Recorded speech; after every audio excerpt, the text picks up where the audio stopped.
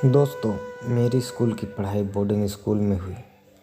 इसके बाद मैं इंजीनियरिंग एग्ज़ाम की तैयारी के लिए कोटा चला गया। लेकिन मार्च 2020 अचानक देश में लॉकडाउन लग गया।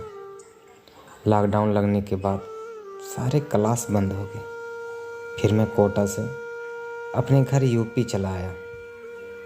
दोस्तों, मैं आपको बता दूं, मेरे घर के बगल में एक अपार्टमेंट और इसी अपार्टमेंट में मेरी लव स्टोरी शुरू होती है।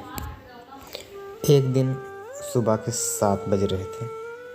मैं अपने घर की छत के ऊपर जाकर पढ़ाई कर रहा था, तो मेरी नज़र उस अपार्टमेंट की एक बालकनी में पड़ी जहाँ पर एक लड़की खड़ी थी।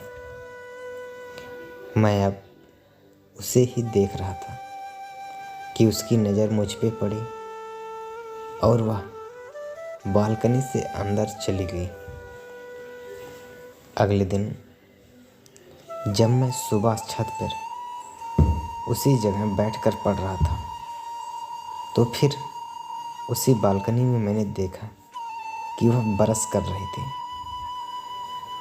और ब्रश करते हुए फिर से उसकी नज़र मुझ पर पड़ी। वह अंदर चली गई। लेकिन थोड़ी देर बाद वह लड़की बालकनी में से एक चेयर और बुक लेकर आई और वहाँ बैठकर पढ़ने लगी। मैंने पढ़ते हुए उसकी तरफ देखा।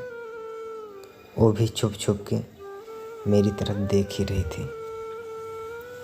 थोड़ा देर बाद मैं छत के नीचे अपने रूम में चला गया और जब मैं कुछ समय के बाद वापस छत पे आया तो देखा कि वह बालकनी में नहीं थी। अगले दिन मैं छत पे कोई बुक लेकर नहीं गया, बस वैसे टहलने के लिए ऊपर चला गया था। लगभग 1 घंटे से मैं छत पर ही घूम रहा था और उसे देख ही रहा था। वो भी मुझे कभी मेरी तरफ देखती और फिर कभी वापस बुक में पढ़ने लगती। थोड़ी देर बाद एक छोटा सा बच्चा उसके पास आता है। शायद उसका छोटा भाई होगा और उसका हाथ पकड़कर अंदर जाने को कहता है। वह चेयर उठाकर अंदर जाने लगी, लेकिन जाते हुए उसने मेरी तरफ देखा और मैंने तुरंत अपना हाथ उठाकर बाएं का इशारा किया और वह मुस्कुराते हुए अंदर की तरफ चली गई। उस रात में सिर्फ उसके ही बारे में सोचता रहा। जब वह मुझे देखकर मुस्कुराई, उसकी यही मुस्कुराहट मेरी आंखों में कैद हो गई। मैं जब भी आंखें बंद करता, उसका मुस्कुराता हुआ चेहरा मेरे आंखों के सामने आ जाता। मैंने सोचा कि सुबह उससे बात करने की कोशिश करूँगा। सुबह मैं जल्दी उठकर थोड़ा तैयार होकर एक बुक लेकर छत पर चला गया और उसका इंतज़ार करने लगा। 7 बजे वह बालकनी में आई। मैंने उसे हाय करने का इशारा किया और उसने भी हाय का इशारा किया।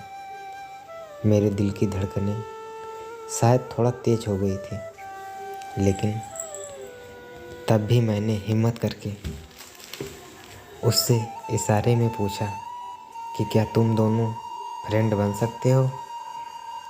तो जवाब में उसने अपना सिर हिलाकर हाँ का इशारा किया। अब मुझे समझ नहीं आ रहा था कि आगे मैं क्या करूं।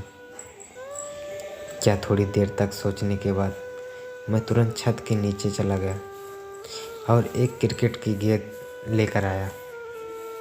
एक कागज़ पे मैंने अपना मोबाइल नंबर लिखा था और उस गेंद में लपेटकर उसकी बालकनी में फेंक दिया। उसने गेंद को उठाया और मेरा नंबर देखा और फिर उसने उसे इशारों में कहा कि ये मेरा नंबर है, तुम मुझे कभी भी कॉल कर सकती हो। मोबाइल नंबर वाले कागज़ को वह अपने बुक में छुपाकर अंदर लेकर चली जाती है।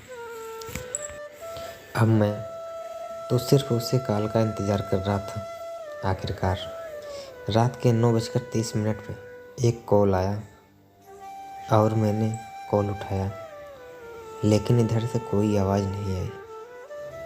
तो अब मैं तो समझ ही गया था कि ये शायद उसी का नंबर है। उसने कहा, मैं वही बोल रही हूँ जिसको आज आपने नंबर दिया।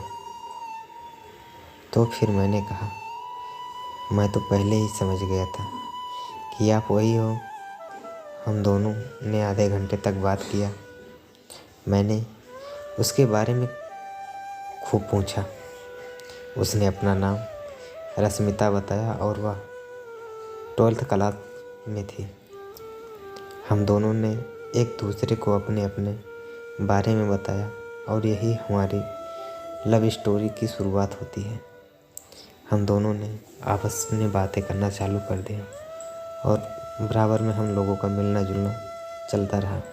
यही दोस्तों हमारी लॉकडाउन की लव स्टोरी शुरू हुई।